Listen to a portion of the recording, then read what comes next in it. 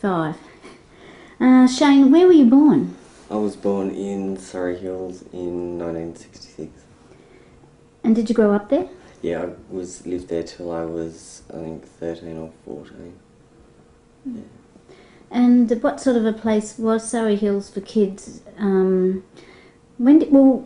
Say the 70s would be when you remember. Yeah, it's very different to it that it is now. We just sort of hung around, went to school. We didn't have any parks or things like that. There were no there's only one sort of youth club that you could go to. And that was sort of at Moore Park. It was a fair distance from where we lived.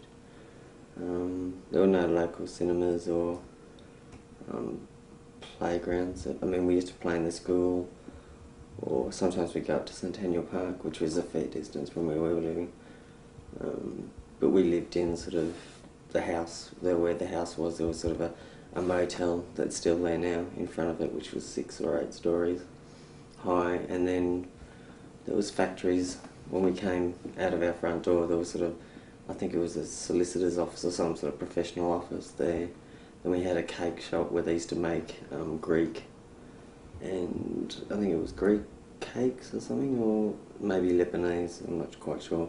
They had a cake shop there, and then it was it was more a sort of commercial area rather than a place to live. I mean, it was a concrete jungle, I'd say, yeah.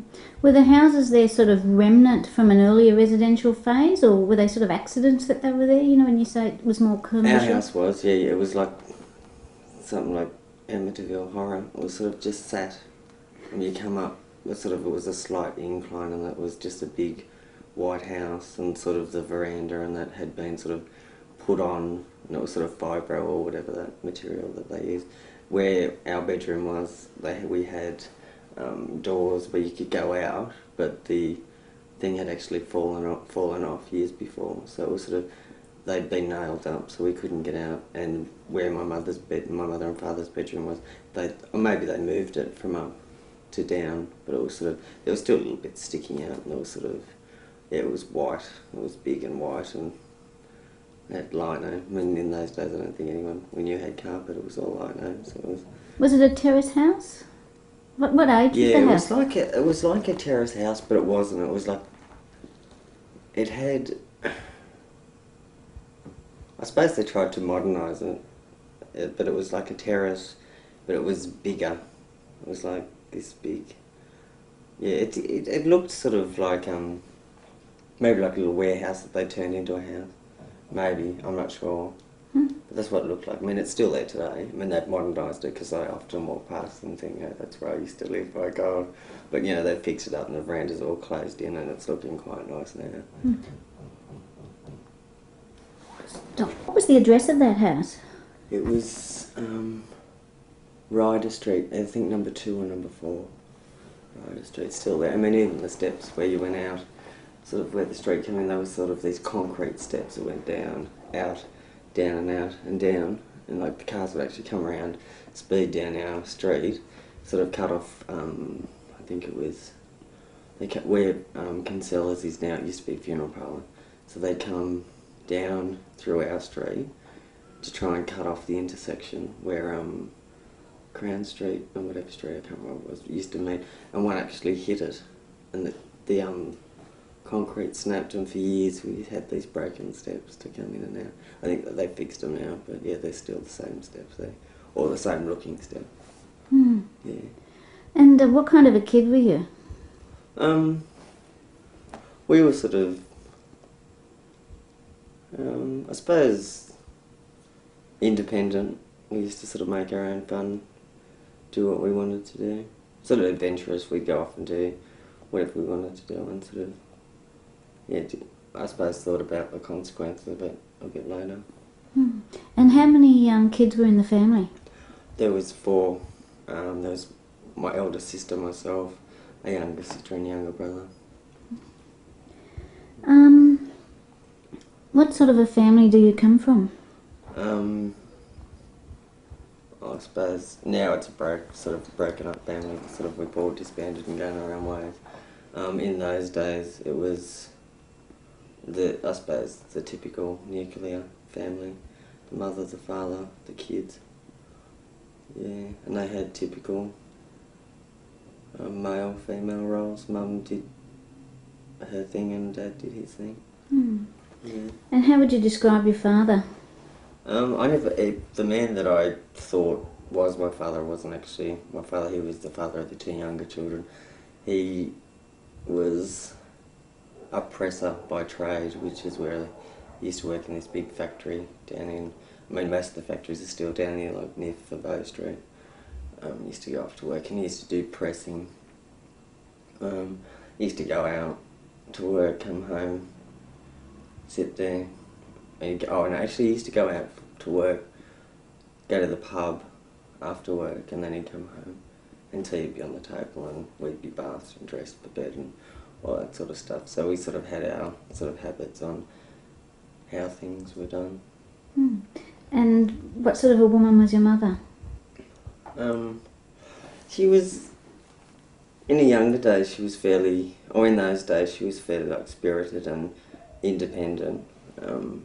So she worked and raised the kids and looked after the house as well. I suppose she was a bit before her time, because like she never actually married. I mean, she'd never married my father, and she never married the man that, the father of the other two children. She never believed in marriage, which was sort of, everyone was married in those days, so it was sort of, I suppose it was a bit embarrassing, because you knew, I mean, as she got a little bit older, when I was sort of 11, 12, you knew that they weren't married, so it was sort of, wasn't it, I suppose it was a family secret. I think a few people did know, but it wasn't something, de facto wasn't sort of a word that was used around those days. Yeah, so she sort of went to work, she worked at night so that she could get the equivalent of what, because she was working on the machines in WH&O Wells. She was a machinist where she put all the tobacco in. It was really heavy work, and during the day only the men were allowed to do it, and at night, because the men didn't want to work at night, the women were allowed to do it, and they would get the equivalent of what the men would get during the day. But if she worked during the day, she would have only got, I think it was half or whatever they got, which was pretty, that's the way it was. Were your parents religious?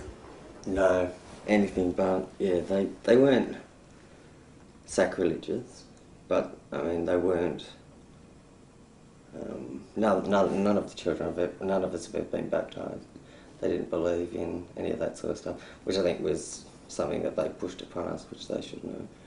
But we were never christened, so no, none of us. No, never religious. We used to go to Sunday school. Yeah, how come?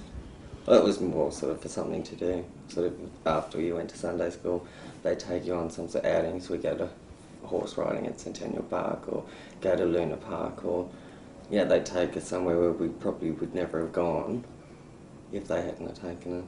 So I suppose it was more the social thing rather than the religion. And what church was that? It was one down on what's the name of the street? It's the street where the old police station, Darlinghurst police station used to be. If you keep going, it's sort of, it's on your right hand side from Oxford Street. Yeah, it's some sort of Christian Scientology place. Yeah, and I was in the choir. I used to sing, and that's the other reason I used to go. Yeah, that was good fun. Yeah, so that was, we used to sing, and then, But they still have traditional hymns then, or were they getting into that sort of folk songs at No, church? they were traditional. Like they have the really high bits and the low bits, and it was good fun. I look back and think it was real fun. I enjoyed it. I don't regret ever going. I think it gives you like a basic moral code. I mean, whether you choose to take it on or reject it, it's up to you. But I think it was good. Were they politically active, your parents? Labor supporters. I don't really, my mother still is. I don't think they know why, but I mean, it was Labor. You voted for Labor because everyone else did. It was it was a working class area if you had a class system, and sort of Labor and the Liberals were communists or whatever else they wanted to call it. Which is. Did they get active in the unions at their work? Not that I know of. I think Dad probably did to begin with, but he then started to drink a lot, so he had a heavy drinking problem, so he probably was because he was sort of that type of man, but because he drank a lot, everyone drank. I mean, that was sort of the social thing that they did. You never had like family barbecues or things like that. They sort of more just socialised around the pub. You know, your father's drinking. What was you made a comment just a little bit ago about how he started to drink more. What was going on? I mean, and what effect did it have on him? He was doing very well at work. I think the family wasn't what we weren't the children he expected us to be. So I think all that sort of stuff compounded, because my older sister rejected him. She wouldn't have anything to do with him, because that was sort of, she just couldn't accept him. So I think that was sort of, and I wasn't sort of the typical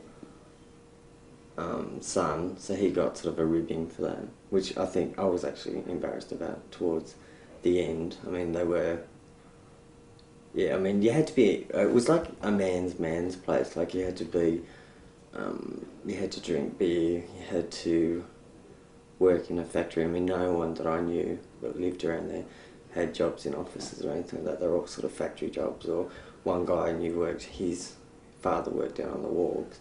I mean, so they're all sort of those sorts of jobs, and all the sons played football and all that sort of stuff. So it was that was sort of the only social thing they did. I tried for one season, but it was a dismal failure. But why weren't you, I mean, as a kid's, you know, you're small and... Yeah, but I think... Why weren't you... How come you got a ribbing? I mean, what was it about you that or are you talking about later when you didn't play football and do that stuff? I was always like an effeminate child. I was like really effeminate, so they would... They just gave me the front row. Okay. So, I mean, it was obvious that I wasn't masculine, so they used to tease, you know, they used to say to him, you had two daughters, because my brother wasn't born then. Well, that was the very first thing I remember. And were you a small kid? And skinny? I mean, you're pretty skinny. Yeah, I was always like tiny. I grew when I was about 15, 16, I started to grow. Because I was always like tiny, and in those days, I mean, no one used to go to the hairdressers to get your hair cut. I mean, you just didn't go. I mean, so we all had like really long hair. And I mean, I suppose that was the fashion at that time, so it was then I suppose I looked like a girl. So it was like, you know, he used to cop a lot of, you know, flack on, you know, you've got two daughters and all that sort of stuff, which I suppose was awful for him. And then work, I think he was made redundant or something from one job, and then he got another job, because I remember one job he used to go to, he used to have one of those old leather cases that open up, and he used to take that to work, and then all of a sudden he didn't take that anymore. So, yeah, and he changed. Yeah, he sort of got nastier and all that sort of stuff. So I suppose, yeah, and I think a lot of his mates probably knew that he wasn't married to my mother, so that was sort of, he would have copped a lot of flack from that in the family. His mother, well, I mean, we only ever visited her twice when we were kids, but she used to cry all the time, you know, because his family, they all came over from England, so sort of his brother was like not a doctor, a director of nursing or something, and his sister had a farm, and his other, Auntie Bessie, she was a housewife, but her husband was like fairly well-to-do, and they all had like everything and lived in the suburbs, and we lived... Yeah, I suppose that's why we didn't have that much to do with him. He sort of cut himself off. Yeah, which was, I suppose, sad for him. And I suppose then we missed out on having the grandparents and the aunts and uncles and things like that. Well, what sort of discipline was used at home? Mum, none. I mean, because she was, I think when she grew up, her discipline, because she grew up with her father was a Protestant priest or something, where they can get married and have children, but she's adopted. And he was quite strict, like would use rulers and, it was quite very strict with her, so I think she decided that she wouldn't be that strict, but in deciding that she was like quite laissez-faire about discipline. He was, when he did discipline us, we were overly disciplined. It was like he would snap and he'd had enough, and then you'd get your hair ripped out, or he was sorry for it after, and I think that had a lot to do with drinking and the pressure of, going off to work, because he used to leave before, because we used to get up and he'd be going to work, so it would be like still dark outside, so whatever time that is, and then he wouldn't get back till after dark, so I mean it would have been a long day, and if you're pressing up with steam and stuff, I mean you would have had a rough day. Mm. Yeah, so he was, he'd whack you with anything, whatever he could pick up first. Yeah. Were you expected to contribute to the family in any way? No. None of us were. Yeah, no. It was sort of they were mother, father, and we were the kids. Sort of more, be quiet, go and do your own thing. Well, what did the family do for fun? Together, nothing. We didn't. I mean, occasionally I remember we once went to Adventureland and places like that, but he never went. The father never went. Mm. Yeah, so nothing as together. Mm. Well, what would you do typically in the evening at your house? We'd come home from school, have dinner, have our baths. I suppose listen to the radio. I remember I had one of those little trannies. I used to stick that under my pillow. Yeah, especially Sunday night, because that was when they had some American guy used to do the top 40. So we'd listen to that sort of stuff. Or I did anyway. I mean, we weren't, I suppose, we didn't do anything together as a family. Or we'd go out after school with friends. We'd always make sure we were home before he got home. Or we'd make sure that we knew he would be in bed before we got home. So, yeah, that's what we did. Yeah. Who controlled the finances in your family? Not sure, we didn't ever see the money. If they had it, we never saw it. Yeah, no. I suppose both of them. Yeah, I mean we never went without. We had clothes and food and we had toys to play with. But yeah, he would occasionally give us money. Like after he'd beaten us up, he'd give us money to make it all better and stuff. That would be the only time we ever saw the money. So. I mean, Mum used to do the shopping and all that sort of stuff. So. Would she look after pay the bills and the rent and that kind of thing? Yeah, I think so, yeah, because I remember we used to go down to, there was a bank, which the Commonwealth Bank used to be on Oxford Street in this sandstone building. I mean, it's still there, but it's a restaurant now. Mm. But we used to go in there to pay different bills and do different things. Mm. Yeah. Your mum, how she worked at Wills, that's out at Raleigh Park. Was that where it was? WD&HO Wills? Yeah, no, it was out of Kensington. Yeah. Yes. Yeah. And did she like her work? I think, it was, because it was a social thing for her. I mean, a lot of the women that she was working with, because it was night shift, were very as independent as she was, and sort of, I suppose she could sit there and talk about things that she probably couldn't talk about at home, because we're all too young to discuss those sorts of issues. And my dad was sort of, he was sort of a man's man, so, woman's place was in the home. So I think she had to sort of argue for a long time before he let her work. Mm. And would your dad look after you in the evenings then? When your mum was off at work? Yeah, he must have. Yeah. I mean, we'd go to bed because she worked 11 till 7. Oh, right, so she'd be there for the evening meal. Yeah, so she did all the cooking and that sort of, we'd go to bed, she'd go off to work. Then in the mornings he used to take us up to an aunt. Well, she wasn't really an aunt, but we'd go up and watch TV with her. Mm. And then Mum would come home, pick us up from there. We'd then go back to the house, get dressed for school, and then go to school. Gosh. So that was the sort of, it was only sort of from here, or it was only sort of a 5-minute walk from our front door to hers. Mm. And so your mum must have had a fairly long working day. When did she get to sleep? Honestly, don't know. I mean, she was always up. I suppose she slept while we were at school, so I mean, that wasn't, you know, we were 9 till 3, and that wasn't enough sleep. And weekends. She's always like tired and, yeah.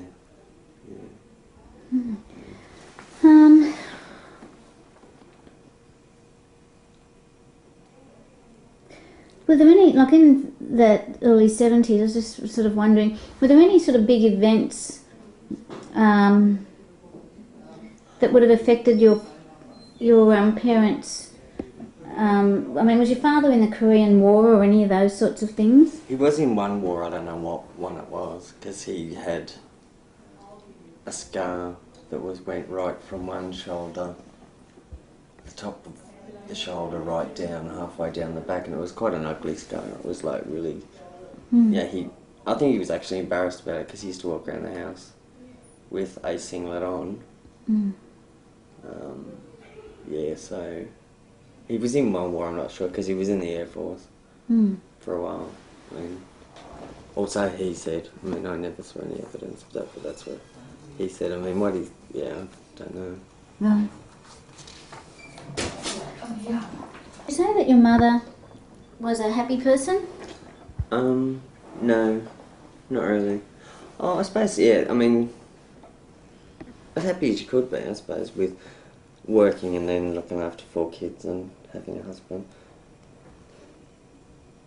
What about your dad? Yeah. No. No, I mean, he couldn't have been. I mean, he was always like really angry and really sort of, yeah, he was just, yeah, no, I don't think, because I think if he was comparing himself to his brothers and sisters, I mean, which a lot of families do, he had a lot less. Fun, I mean, materially, what they did. And his family were very materialistic. You know, they'd bring out their things and, you know, look what I've got and stuff, yeah. So no. And he didn't spend a lot of time at home. He was always at the pub. What was a typical meal in your house? Cabbage and cauliflower, I remember, that used to be my nightmare. Sit there and they'd have cabbage and cauliflower on the plate. Oh, God. Meat and 3 veg, I mean, and we'd have macaroni pie and shepherd's pie and, what did we used to have? What was it called? It was steak and kidney pie and some sort of liver. Is it liver? Some sort of meat, and it was really slimy, and they used to dip it in flour and then fry it. It was like really, it tasted alright, but it just looked really disgusting. Yeah, it was, yeah, those sorts of things. But what sort of fruit and veg were available then in the 70s? Was it seasonal, or could you get sort of anything at any time? It would have been seasonal, I think, yeah. Because I remember, like, Christmas, you'd have, you know, all these lovely things, and then during the year you wouldn't have them at all. So, yeah. I'd say it would be seasonal. Yeah. And did you have fruit and veg in your fruit? You know, did you think that you had was it a nutritious diet? Do you think? Probably knowing what we know now, probably just. Yeah, I mean, most of the stuff was like boiled or fried or, yeah, I mean, it was never steamed. I mean, you didn't steam anything in those days. It was like boiled or fried. And did you ever go hungry? I would, because I refused to eat cauliflower and cabbage and things like that. But yeah, other than that. But that was self-inflicted. Yeah. I mean, I don't think we ever. No, I don't. I remember being cold. I mean, when we were kids, we used to be cold. Sometimes you felt cold, but I mean, never hungry. Was that because you just didn't have enough clothes, or? Well, the house was like we lived in was like, as I said before, was like, yeah, it was thrown together. So, you know, you'd have gaps under the doors and things like that. Yeah. So it was, and where our bedroom was, we had the things, they were nailed up, but there was a gap under them and stuff. So, yeah. Were there a lot of kids in the neighbourhood? Not in our block, which was where I'd say sort of was mostly commercial.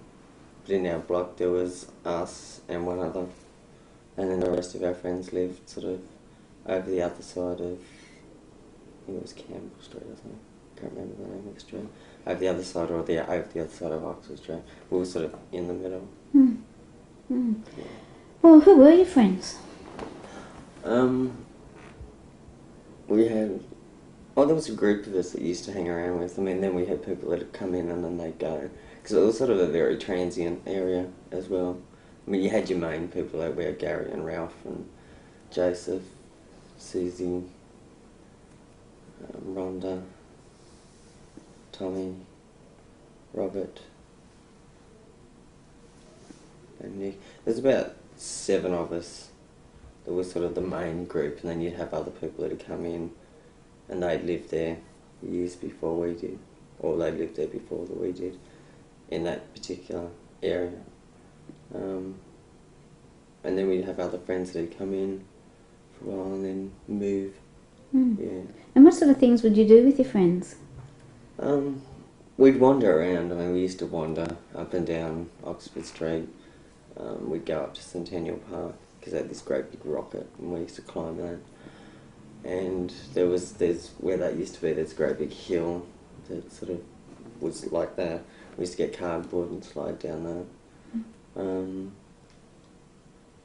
Go to Moore Park. There was a place at Moore Park that you do roller skating and play basketball, volleyball.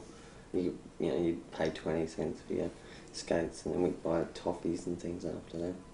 There's lockjaw toffee.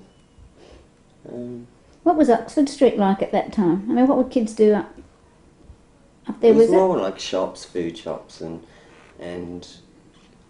things like that. I mean, the nightclubs, I don't think were there. They weren't there. And were the boutiques there? No, there was nothing fancy around there in those days. I don't think. No, Was it a gay area there? If it was sort of very undercover. Yeah, I suppose. I mean, you saw like guys with white shirts, and they used to wear white shirts and white sand shoes or something, and that was supposed to be gays or hooked as we used to call them. Really? But I mean, that was rumoured. I mean, I was probably too young to. Yeah, I mean, you used to call that, buffed around. When you were little, and you just say things. I mean, you didn't really know what they meant. Yeah. And there used to be a guy where Kinsella's was. That used to be a funeral parlour. We used to harass him all the time because I think he was had a mental health problem, which is really awful. I know it now, but in those days, I didn't know. And he used to have this fan, and he used to say to him, "Bow to the Queen." He used to pull out this fan and bow, and he'd be there all day if he kept saying bow to the Queen. So we'd harass him for 20 minutes or so and then leave her. Gosh. Yeah, he was What was Kinsella's like? It was a funeral parlour. I can't imagine that. Yeah, it was because they used to be, because it was all blacked in. It was all blacked in. And I don't know how they got in there. I mean, you saw the cars going past and sort of veering towards it, but we never saw actually where they went in. And there used to be scratches in the glass, and we used to try and peer through at the body. And I think if we ever saw something, we'd just died on the spot. But I mean, that was sort of an adventure. We used to think, we'll see somebody's body and all that sort of stuff. Yeah. Can you remember any adventures that you had as a kid? I mean, how free were you to roam? And, how far did you go? Whether you were free to go... We went, in the city. We weren't supposed to travel around, but we, would go into the city. I mean, we'd walk from where we were into, Central Station. I mean, that'd take us a fair while. We'd walk up to Centennial Park. Once we even decided we were running away and went to Orange. We got as far as Orange for 4 weeks. How'd you do that? Borrowed some money from our parents and off we went. On the train? Yeah, and we went at 9 and we got the train to Bathurst, and then from Bathurst we got a taxi from Bathurst to Orange because my mum had been saving for a while and we decided we wanted to. Yeah, we were away 4 weeks. Where did you stay in Orange? In my older sister, she was 16 or 17 at the time. She would have been 14, 15. And she had a boyfriend. We went and stayed with him. He was in a carnival. So we stayed in the caravan up there. Well, no wonder they weren't searching the state for you. Well, they probably were, and the day before we were supposed to move from there to Dubbo, the show was moving. I think the manager of the place dobbed us in, and the welfare came and picked us up. Then we had to go to Albion Street Court, children's court, because that used to be a children's court. We were filthy. So I was so scared. What was it like at the Albion Street Children's Court? That must have been amazing. Lino again, it was like those lino tile things. Everything was lino in those days. It was like disgusting. Yeah. It was huge. I mean, you walk past now, it wasn't that big, but to me it was like this huge place, and I was going to get taken away for the rest of my life after prison or something. Were you charged with being uncontrollable? Yeah, we were. And my sister was put into care, and I was sent back home. Not your older sister? Yeah, because I was 10 at the time, or 11. And why was she put into care? Because she was held responsible for inducing... Yeah, she was going to be charged with kidnapping. What happened with your sister? She was... Yeah, she was put into care, and she was going to be charged with kidnapping or something like that, but they decided not to. And then she never lived at home ever since that day. How long did she get... Where did she get sent to? She went to a place in Parramatta called Campbell. Hmm.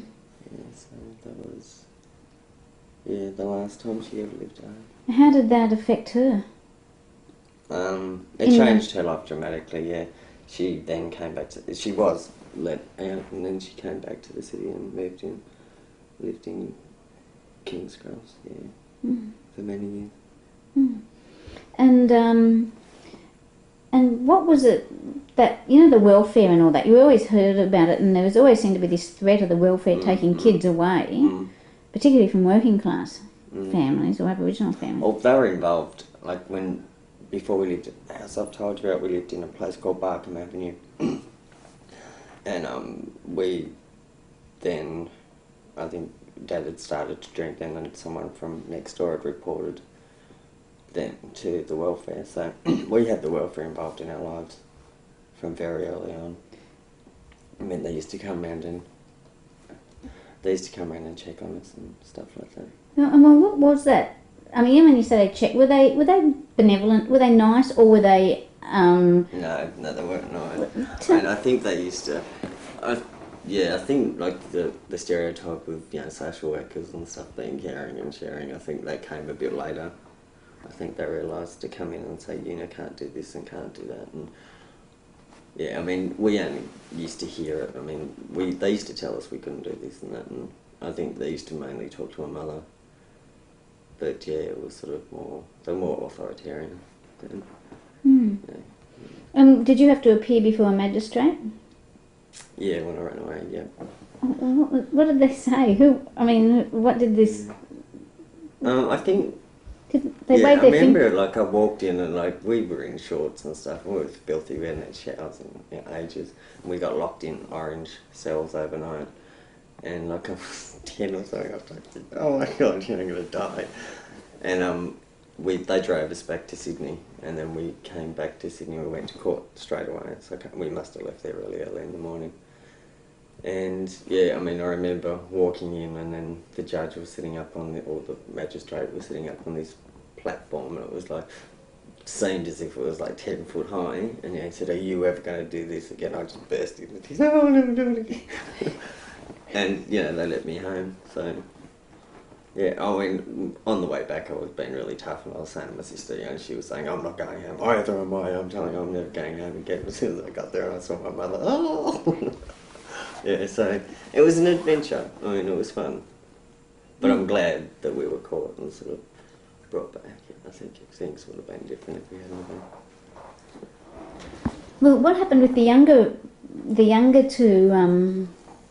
Oh, they didn't come with us. They stayed. Oh, it was just you and your older sister. My older sister, yeah. And did you, because you and your sister weren't your father's or stepfather's children, was part of it motivated because of that? Yeah, he treated, it was very obvious. He treated us a lot differently. It was quite strict. Mm. Yeah, so we decided we'd had enough. Yeah. Gee, I was asking about adventures. That was a pretty good adventure.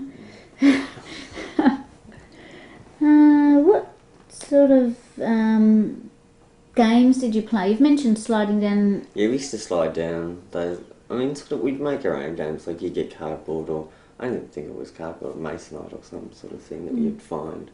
You'd find stuff and make things. I mean, a lot of the time we'd go around and throw rocks at people, because there wasn't anything to do but that sort of stuff. I mean, it was, unless you had money, like you'd go into the city and go to movies and stuff like that. But I mean, it was only like $1.25 or something in those days, probably even cheaper. But I mean, we didn't have the money, or if we did, we didn't see it. So we used to, yeah. I mean, we made our own fun. I mean, a lot of it was mischief, but it didn't really hurt anyone. I mean, most of the kids around there were mischievous, because we were all sort of bored. Yeah. Did most kids play in the street or in people's yards? Or? Yeah, I mean, occasionally you go to, like, a few friends were sort of, had, like, really good homes and had, like, the latest, toy, whatever it was, and you go over to their house and stuff.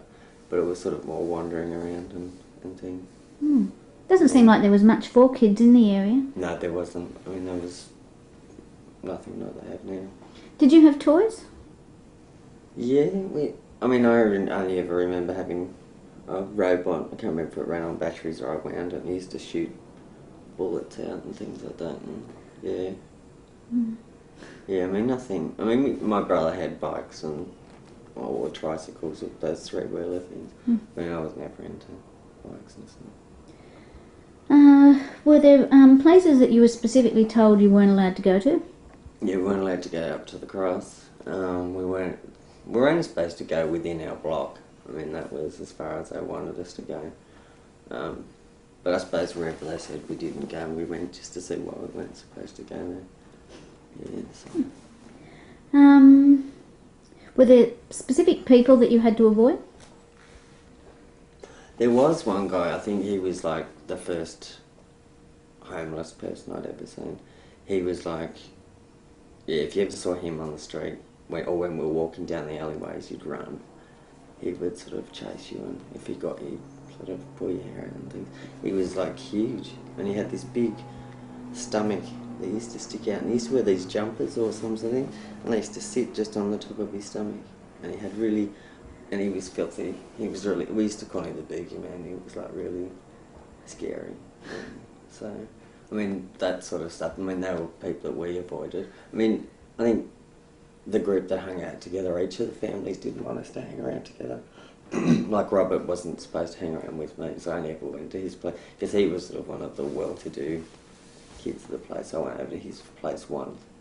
Yeah, his parents didn't want them hang around us. I mean, we were sort of I suppose the poorer people at that time, so, and sort of a welfaring family, so we were sort of labelled trouble. Were there parts of Surry Hills that, or I don't know, even neighbouring suburbs that were sort of considered more affluent or less affluent? What was the sort of the status denotation at that time?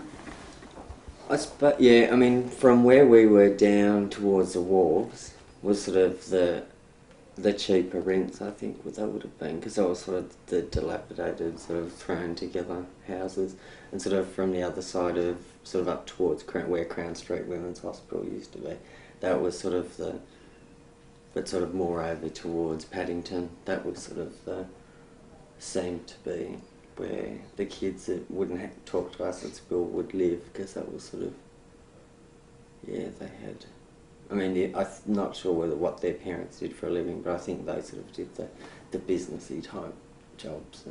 And kids wouldn't talk to you at school? Oh yeah, I mean, there was sort of, yeah, I mean, they had their groups. I mean, you had your groups where, yeah, I mean, it wasn't, I mean, we got on, but it wasn't, that we knew that their parents wouldn't, you couldn't go around to their house and and chat. You know, that's wouldn't have been on. I mean, you knew, I mean, where they actually told us, I don't know. I just can't really remember. But yeah, you knew who your friends could be and who they couldn't be. It's really surprising, that differentiation, I suppose. But what was school like? Where did you go to school? The first school I went to was Darlinghurst Primary School. I love that school. That was the best school I ever went to. Yeah, I had a teacher called Mrs. Allen. Yeah, I had it for kindergarten, first and second grade. She was really good. Yeah, so it was. I mean, it was huge. It was, you know, great place, and there was always something to do. I mean, that was sort of didn't have any problems at that school. I mean, the teachers really cared about you. They knew, you know, if you're in trouble and all that sort of stuff. Then I went to Crown Street Primary School. That was sort of when it was sort of, you knew who was who and all that sort of stuff. But the teachers there were great. I mean, both schools. I mean, teachers took a genuine interest in who you were. I mean, at Crown Street, if you didn't have lunch and stuff, a teacher called Mr. Cook and another one called Mrs. McDonald, they'd actually go down the shop and buy you something. Yeah, I mean, these days they wouldn't do that. Yeah. So they really cared, I think, and yeah, they taught, and yeah, they were both really good schools. Yeah, then I went to South Sydney Boys High School. I mean, that was a nightmare. Yeah, what made that so bad? I suppose because it was an all-boys school in those days, so yeah, I used to get called all sorts of things and punched in the face and all that sort of stuff. I think that was sort of when I decided I didn't want to go to school anymore. Sort of around that time.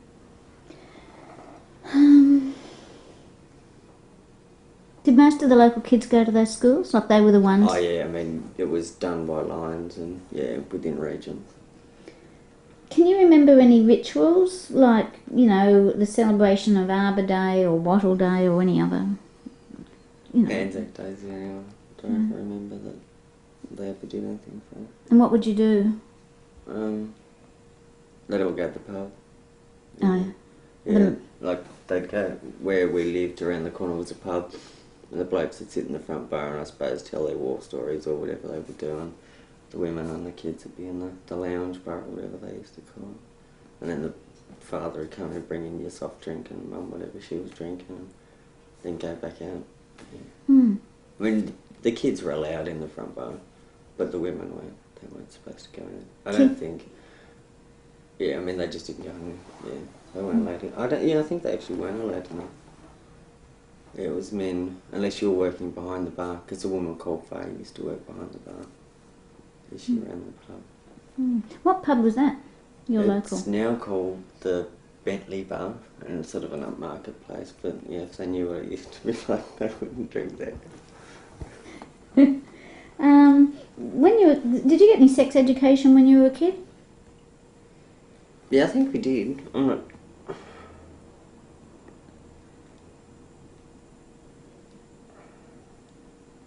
think they had PD, I think they called it personal development.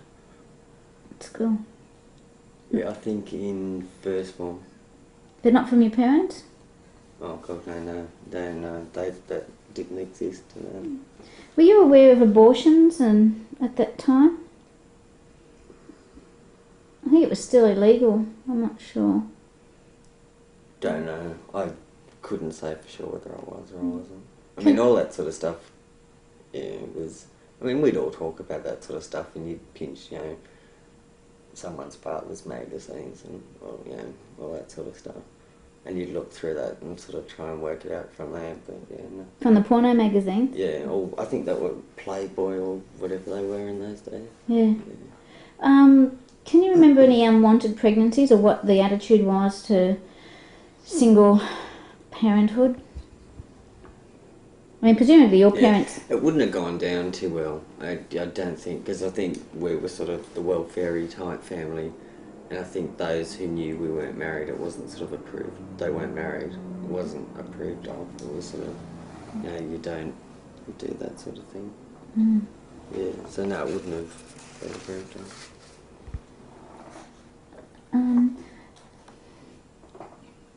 You know, we're talking, you're saying that your neighbourhood it was basically a commercial neighbourhood, wasn't it? But what was the social focus of the area? What do you mean for adults or? Oh, yeah, everybody, anybody.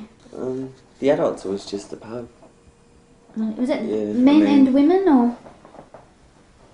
Yeah, yeah, probably unfortunately a lot of the women used to go, because Auntie Norma, she used to drink there all the time. Her husband would be at the front bar, and if you ever wanted to find either of them, they'd be at the pub. I mean, it used to close really early, but I mean, we'd all go to bed really early in those days. Was it like 6 o'clock? They're still doing 6 o'clock? No. Whatever time, he used to get home just after dark, so whatever time it was, just after dark, because the pub would close and he'd come home. Was there any other place where people would meet to talk informally, like a corner shop? On the street. I mean, on the street they'd stop. Supermarkets, they'd all hang out and do their chatty stuff. Down the street, I mean, if you went out to go to the bank or something, I suppose they added on an extra half hour because they're taking an extra time. Because, I mean, everyone seemed to know everybody enough to talk to. Yeah, I mean, there were strangers and stuff that you'd walk past, but it seems that, yeah, everyone seemed to know each other. Was there much of a sense of community? You know, and at all? It seems like... Well, they didn't do any, like, community development stuff like they do now, or any of that sort of stuff. Well, it was more matey type stuff, you know, you look after me and I look after you type stuff. It wasn't... I mean, there was no rallies for anything, or, you know, petitions. I mean, I never heard of a petition in those days. Was there a neighbourhood centre or anything like that, the Surry Hills neighbourhood centre? No, the only place that I knew that was an organised centre was Moore Park, which was for the kids. I mean, there was nothing... How did the staff treat you there at the Moore Park playground? What was that like? Some were good, some were bad. I mean, it was like, yeah, some probably didn't want to be there, but I mean, it was a job where others, yeah, genuinely cared. Did you like it there? Or did you go often? Yeah, I mean, I had some fond memories of the place. I mean, it wasn't a place that would instantly come to memory as something exciting and a place to go to.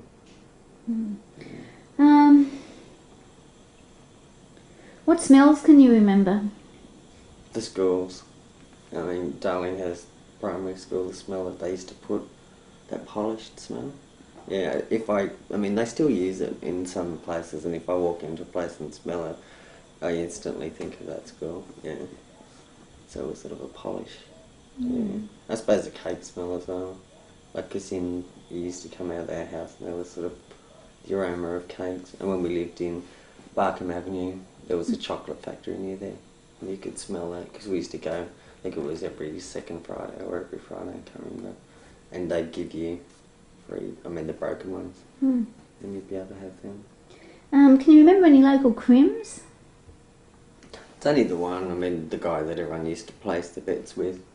Just SP booking? Yeah, I mean that was, I mean we did have, I mean I suppose it depends on what you call crime. We did have a woman that we knew who used to work in the Cross, and we used to go and visit her. I mean she was really funny.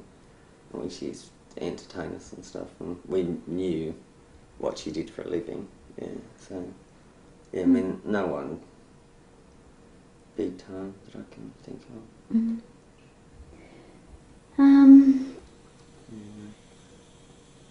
Did you go on holidays? Not till I was about, I suppose it depends. When my brother was born, we were put in Burnside, so that was sort of a holiday. And then Mum had to have an operation, and so we were put into a place at Coogee, because Dad wasn't allowed to look after us on his own. And about 10 or 11, Mum bought a car. We went to Orange the night she bought it, which was a nightmare. Yeah, and that was the first time I ever met my grandmother. Yeah, so, yeah. Oh, did her mother live in Orange? No, Alva was my step-grandmother. Oh, right. Yeah. I mean, her parents were both dead. They died. Yeah, because she was adopted.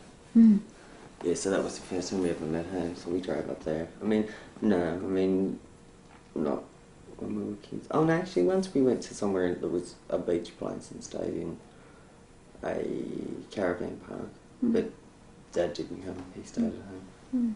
Can you remember any election campaigns? Like the, when Labor first won, when Whitlam got in? Yeah, I think I vaguely remember something about Whitlam. I mean, I would have been 8 or something at the time, would be sacking. I mean, What can you remember of Whitlam's sacking? They would have been shouting and screaming. I mean, Mum would have been going, "Oh," you know, how dare they, and all that sort of stuff. But I don't ever, yeah, I mean, that's as probably as far as it goes. I mean, they would have complained for ages on end about it, but yeah, I never saw any rallies or anything like that. What were the big issues of the time? I don't know. Yeah, I mean, nothing. Not as a community, I don't think any of them. Yeah, I mean, none of them had sort of had any great education, so they weren't sort of really political. I mean, is that what you're meaning? Yeah, or just... Yeah. I mean, they were sort of busy making ends meet and doing their own thing. I mean, they looked after themselves, but they weren't community-minded. What, can you remember any jokes and tricks that kids used to play at that time? Jokes and tricks. Oh yeah, I can remember tricks, but Tell us. I don't think you'd want to. Well, we used to, I mean, they're quite, yeah, they were quite nasty. We used to like, yeah, no, I mean, Okay. yeah. Okay. What were the most popular newspapers? I think there was only 2 in those days, wasn't there? 2. Yeah, I mean the one with, I think it was the sun, because it had a red, when you looked on it, it had a red sort of sun with a squiggly. That was the only one we ever, the old man ever bought. Yeah. And the Sunday papers, we always, yeah. Okay. Can you remember any deaths? Yeah, that woman I was telling you about, she died in a fire in the house. Which one was The that? woman that worked The at cross? night, yeah, Yeah. after the cross, she was, yeah, her house caught alight and she died. Oh, gee. Yeah, she was burnt to death. Yeah, so that was really sad. Yeah. And was your mother aware of the friendship with her? No. I mean, Mum and Dad, I suppose, as long as we came home on time and, you know, we sort of didn't cause any problems, they were sort of too busy doing their own thing to sort of worry about. And was who she we were hanging out with. was she nice to you and like gave you a place to go Yeah, and she used to welcome give you? us food and we'd sit there and chat, and yeah, she'd give us money occasionally, and yeah, she was just like a really nice person. She was like, I suppose like, she was motherly and sort of, if we wanted attention, we didn't have to jump up and down to get it. Yeah, so yeah, she was sweet and she was lovely. Must have been a real loss when she died. Yeah, it was. Yeah, especially because of the way she died. Yeah, it was pretty, it was sad. Was it a safe neighbourhood? Yeah. Parkham Avenue, that street wasn't safe. I wouldn't say for children. Why? Well, there was a guy that was charged later. Yeah, but he was living in that street. For child abuse? Yeah, he was a pedophile. So yeah, that wasn't a safe place. Yeah, because yeah, actually that was the only time I ever saw the parents actually band together, because the police were called and they all went down there. Yeah, that was only, would I actually ever call a rally. Yeah, that was, yeah. I remember that, yeah, that was like, yeah. But, yeah. Is there anything I haven't asked you that I should have? I've run out of questions. The only other big events that we ever had was the army barracks up in Paddington. They had, I mean, for the welfare kids, we used to get free tickets and you used to go in there and they'd have ice creams and rides and Santa would give you a present and stuff like that. I mean, that's all I can really remember. And was that like at Christmas, obviously? Yeah, it was at Christmas, yeah. And I know, were there any places there from that area that are particularly important and significant to you now? As in, that I still go to. yeah, and or Yeah. No, what are they? La Perouse Beach. When we were kids, we used to get in and try and catch those lizards that didn't have feet. What do they call them? Snakies, we used to call them. Yeah, and blue tongue lizards. We used to try and catch them. So I often still go down there. Like sometimes you just sit there and look out at the water and think, you know, it's a good place to go to sort of think through things. But what about locally in Surry Hills? Any in important Surry places for you there? No, because I still go there, so I've never really left. Okay. Yeah, thanks. Thank you.